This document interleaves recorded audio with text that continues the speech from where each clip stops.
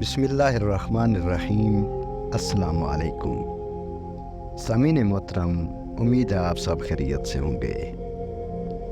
حضرت ادریس علیہ السلام اللہ تعالیٰ کے تیسرے نبی، جو حضرت آدم علیہ السلام اور حضرت شیث علیہ السلام کے بعد نبوت کے جلیل القدر منصب پر فائز ہوئے۔ آپ کا اصل نام اخنوف تھا۔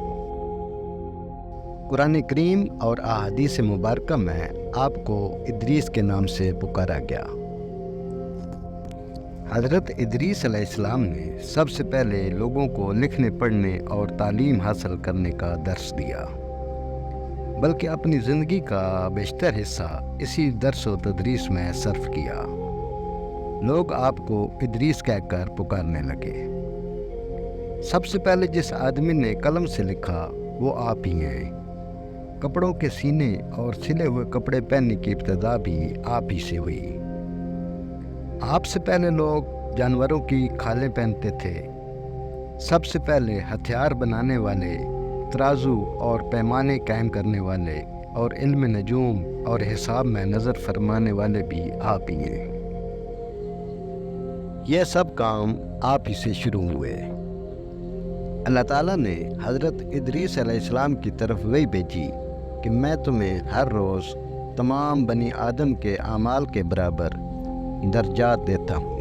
تو حضرت ادریس علیہ السلام نے چاہا کہ پھر تو اعمال میں اور اضافہ ہونا چاہیے۔ جب ان کے پاس فرشتے آئے تو انہوں نے وحی کا ذکر کرتے ہوئے کہا کہ میں چاہتا ہوں کہ ملک الموت سے بات کروں۔ فرشتے نے حضرت ادریس علیہ السلام کو اپنے پروں پر اٹھایا اور انہیں لے کر آسمان کی طرف بلند ہو گیا۔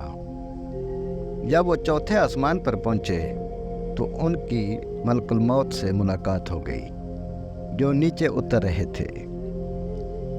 حضرت ادریس علیہ السلام کے دوست فرشتے نے ملک الموت سے حضرت ادریس علیہ السلام کے بارے میں ذکر کیا تو حضرت اسرائیل علیہ السلام نے پوچھا، حضرت ادریس علیہ السلام کہاں ہیں؟ فرشتے نے جواب دیا کہ وہ میری پشت پر ہیں۔ اس پر ملک الموت نے حیرت کا اظہار کیا اور کہا کہ وہ تعجب ہے، مجھے پروردگار کی طرف سے کہہ کر بھیجا گیا ہے کہ حضرت ادریس علیہ السلام کی روح چوتھے آسمان پر قبض کر لو۔ تو میں نے سوچا وہ تو زمین پر ہیں، ان کی روح چوتھے آسمان پر کیسے قبض کروں؟ ابھی اسی سوچ و بچار میں تھا اور زمین پر اتر رہا تھا کہ تم انہیں لے کر چوتھے آسمان پر آ گئے۔ پھر ملک الموت نے ان کی روح قبض کر لی۔